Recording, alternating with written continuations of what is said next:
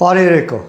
Մեր երկրում այնպիսի խելագարություն է, որ այլևս որևէ բանի վրա հնարավոր չէ զարմացնել։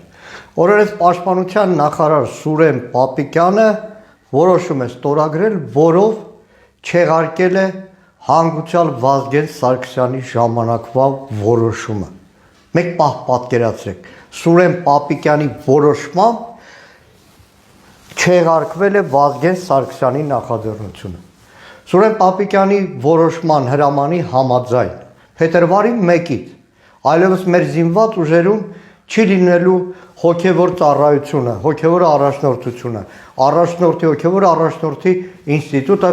վերանում է։ Իսկ բոլորը պետք է դառնան ուղղակի զինվորականներ։ Գնդերեսները պետք է դառնան զինվորականներ։ Գնդերեսներ, որ 1997 թվականի հանգուցյալ Գարեգին Վեհափառի եւ Վազգեն Սարգսյանի համատեղ նախաձեռնությամբ անցնող բոլոր տարիներին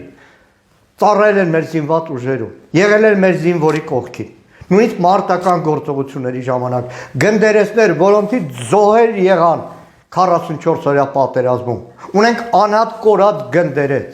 ունենք վիրավորած գնդերեսներ, որոնք երբեք չնահանջեցին, չընկրկեցին, եղան զինվորի կողքին։ Այսօր Պապիկյան, Սուրենն ու Նիկոլ Փաշինյանը որոշում են,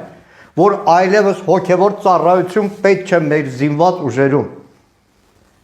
Այլևս քանակերի եկեղեցի, որ մեր զինված ուժերի եկեղեցին է,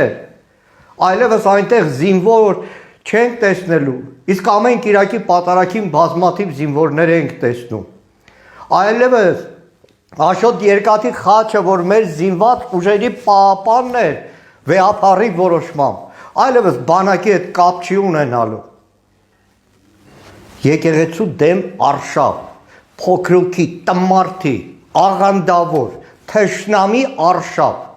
Տեսան, որ այս շաբաթներին զինվորականները, որոնց իրենց ուսադիրի վրա թքած ունեին, հայրենիքի վրա թքած ունեին, փորձում էին ճնշել գնդերեսների, բայց որևէ մեկը չդավաճանեց Վեհափառին, որևէ մեկը չդավաճանեց հայ առաքելական եկեղեցուն, ոնց որ պատերազմի դաշտում հայրենիքը չեն դավաճանել։ Ի տարբերություն սրան,